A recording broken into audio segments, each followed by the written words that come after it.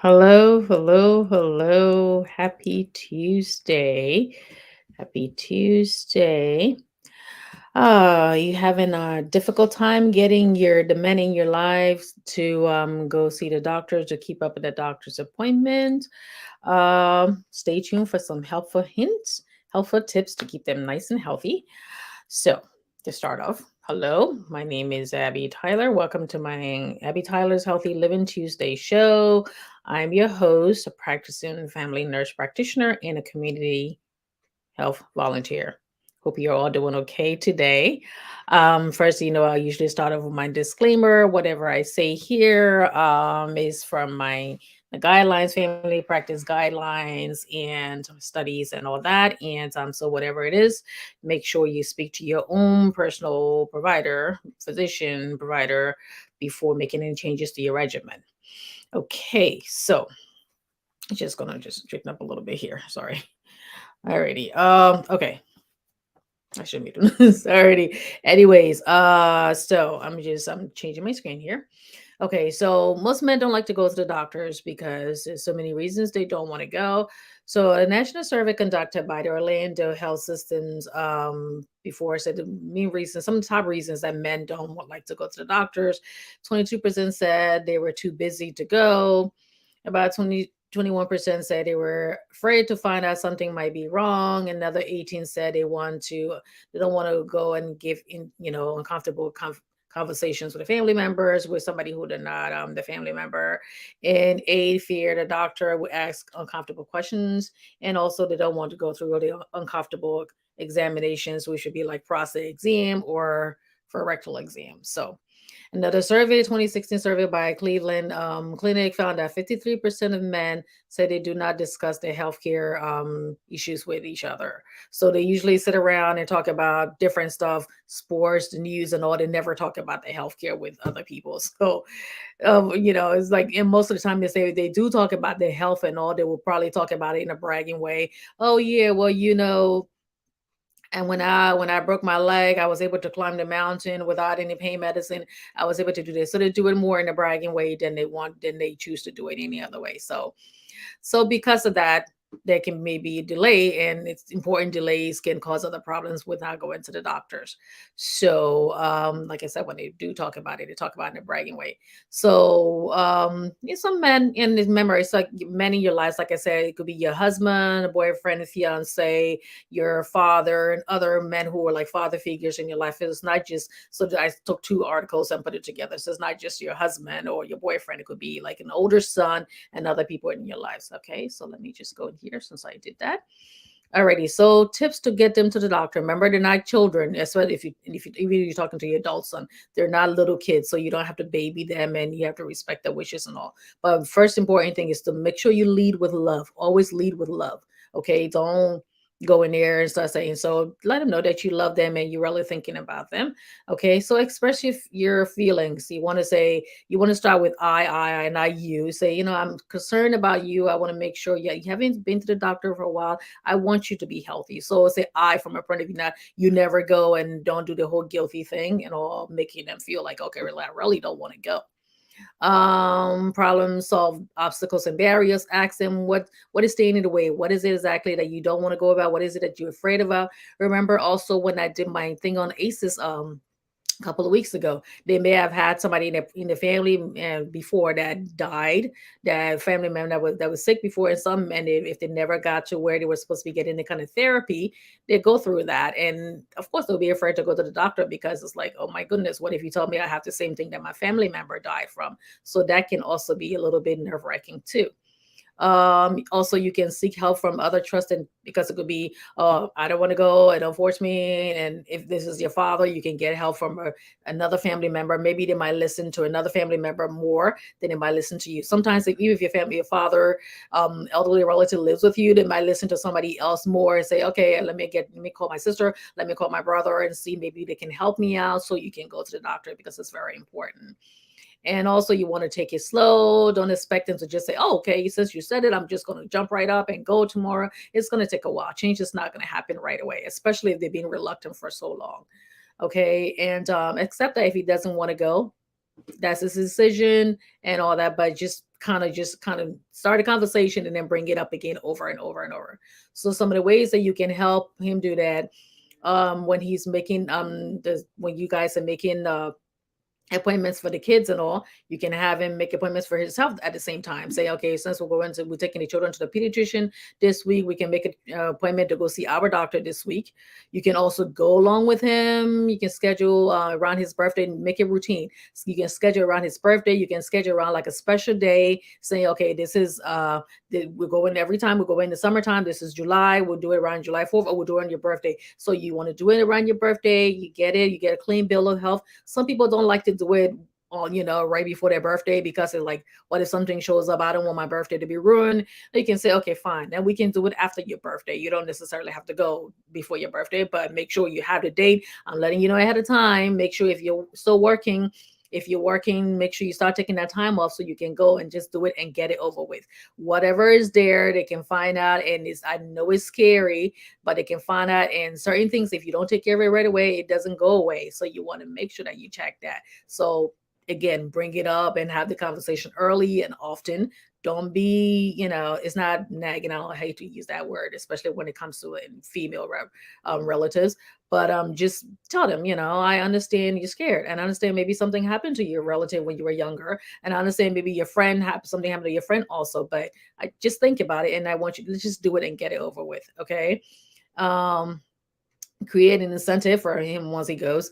That's up to you. I mean, if it's your father, you can say, okay, dad, I know you've been wanting to go to this museum for the longest time. I know this. If it's your adult son, I know you wanted this game, the tickets to go to this game for the longest time. And other things, you can find other ways. If it's your husband, you can find other ways to reward him, and fiance and all that. You can think of men like 10,000 different things. So you can bring it up to them and say, once you go, we can go. For me, when I go, I always say, okay, I'm gonna go for my mammogram, and I go for my mammogram, and then when I leave from there, I'm gonna go shopping. I shop for like a couple of pink stuff and pretty things to make me. And then when I finally get my results, I even go, splurge a little bit too. So that way, I know that and I have it scheduled around my birthday. Sometimes if I skip a month or so, like a year or so, I'm not supposed to.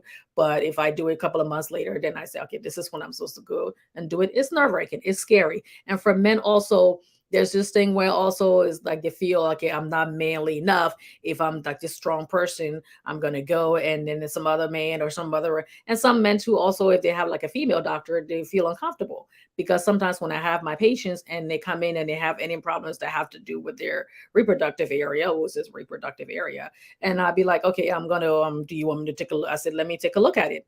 And they'll be like, you mean right here? We're gonna do that right here? I'm like, yeah. So you're gonna do it? Like, yes, I'm trained to do this. And they're like, oh God, this is so uncomfortable. I say, okay, this is what we do. We do that. Everybody, I'm going to step out of the room, and I'll allow you to get undressed. And then I will go in and I'll come back in, and then we can take a look at it, because whatever it is that you're describing to me, I have to be able to see it. So, and then sometimes, and you talk to them calmly, and they okay. Sometimes they might say, nope, nope, nope, nope. I don't want anybody else female looking up there and all that, looking different places. So I say, if you feel comfortable, then I'm just going to refer you to, if it's something that the urologist can see. Sometimes, like I said, in the family primary care, we can do up to certain thing, and then we can also refer. But if they absolutely feel uncomfortable, that's not something you're going to force them. You say, okay, I'll send you to the urologist, and we'll give you a list of doctors. You can look in there and see if they have a male urologist. And if you feel comfortable going to a male urologist, then of course you want to do that, because the most important thing, we don't want to traumatize them, even though it's not a major big deal. But if they're uncomfortable doing it, you have to respect them. Even if for some people, when I did my OBGYN rotation, there were some people who had a male OBGYN, and they were like, nope, nope, nope. So there were times where I was in there and he was standing on the other side, and they said they didn't want a male looking at them like that. So you have to respect people's rights. So tell them, say, okay, maybe that be something that the doctor might want to look at, and it's a female, you're going to feel comfortable, or we'll just send you to go see a urologist or see somebody else.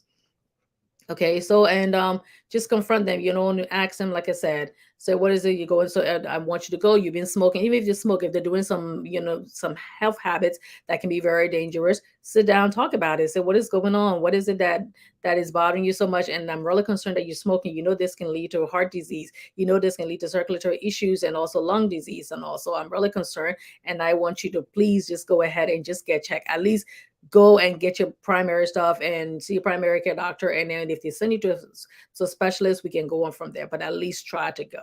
And most men, they'd be like, after a while, they're like, somebody come into the office and I'm like, yeah, I'm here because, the wife said I needed to come and get a checkup. And it doesn't matter how you get in there. I'm just happy that you're there. And so for you to get the care that you need. Okay. And sometimes they might look at it and say, yeah, she's just lecturing, but they're listening. Okay. So be calm. And also like I said, you'll say go through the worst case scenario. They'll be like, what if I go and this bump that's on my leg and it turns out it's cancerous? Or what if something else? What if this thing in my eye and they find out that I got something else going on? And then you just say, what about the best case scenario? What if this, whatever it is going on, maybe it just needs to be lanced. Maybe it's just something that needs to be cut off. Maybe just something, but what if something, whatever is there and they can catch it early? So kind of calm their fears. And I'm making it seem as if to say that women have all the answers and women can go to the doctors. We, of course, sometimes we don't want to go either because we don't want to be, but we have to go through a lot more testing than they do. So, but it's important that you just try to get them there. Okay. And what to do in extreme circumstances. Sometimes, especially if they have really bad behaviors and you don't want to, you can say, I'm not going to indulge in that bad behavior. If you're not going to go to the doctor's office, I'm not going to stop to buy that cigarette for you. No, I'm not going to buy that beer for you. If that's something you want to do on your own, that's something you're going to have to do on your own. I'm not going to participate in something that's going to keep you unhealthy or that's going to make you more unhealthy because we have a family, we have children, we have, if you don't have children, if you have loved ones and all, that people that who love you and want to keep you safe. So please try to do that.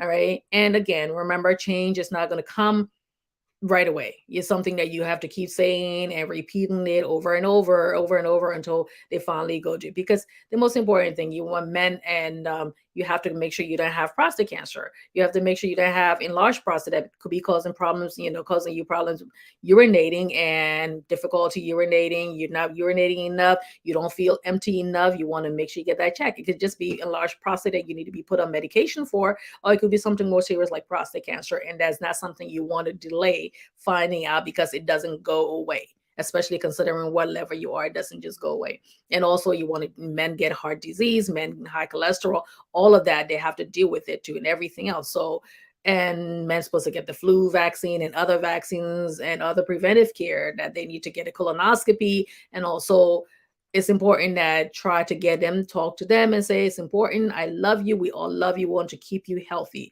So you don't want to find out and say, yeah, I was telling him his blood pressure had been high and he'd been complaining all this time. And I kept telling him to go to the doctor. So I kept telling him, when you, after you hear it after the fact, you feel, if you feel bad, but you want to do as much as you can. And then if they don't want to do it again, and like I said, and get other people to help out. And also just remember, you can also call the doctor's office if your insurance company does telehealth. They can do that video telehealth. They can do on the phone. Sometimes they're you can, there's no phone. You can just do just the phone and not the video. You can do that. The time of the day, you can say, like I said, take time off long ahead of time so you can say that I didn't have enough time to go.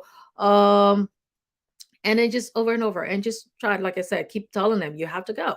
Eventually something's going to show up. But even if you're healthy as a horse from the time you were born until the day you die, you still want to at least go get checked, okay, to get all your preventive shots and all of that. So that is, I'm not going to be making these videos really long.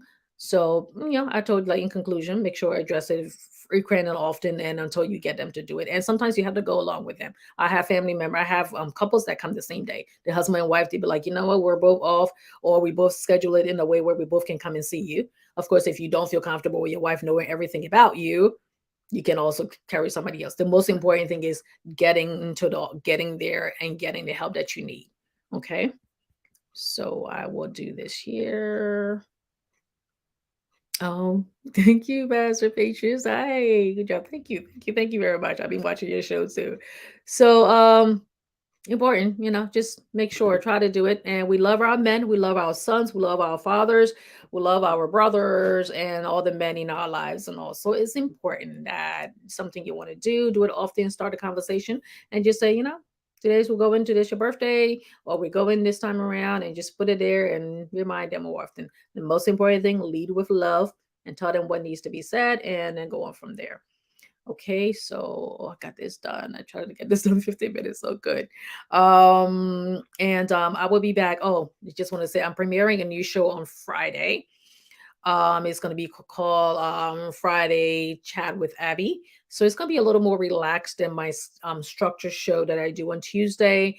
It's still going to be structured, but it's not going to be act structure. I'll be talking about different things. I'll be talking about sometimes I'll talk about things that relate into Liberia healthcare system. I'll talk about other social relationship, internet issues, and all. And I'm open to inviting people on the show who want to come on and just talk. I don't. It's not going to be anything about in gossip or anything that doesn't reflect the vision of this forum, but it's going to be a little bit more relaxed. So I'm trying to figure out.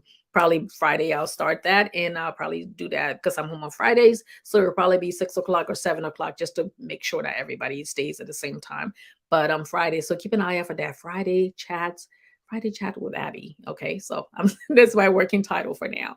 So again, I don't see any more questions. So if you have any questions later on, you can just leave them below. Questions or comments, you can leave them down below. For those of you who have friends and family members who are on YouTube, please look me up there and subscribe. Let me see what Jackie Jackson said. I'm just gonna do this 1 second. Mm, Okay, sorry. Men may go into doctors a huge project and use culture. Yes, I'm sorry I had that on my paper and I didn't mention it. Yes, for especially for people who are foreigners and people who are non, like African or black men, you have to go, oh no, my God, I don't want to go to the hospital. I don't want to go to the doctor's office and I don't want to do anything to me. Remember that the ski experiment and people bring that up and there's so many reasons. Yes, there have been something that were like, bad back in the day where when things weren't regulated as much.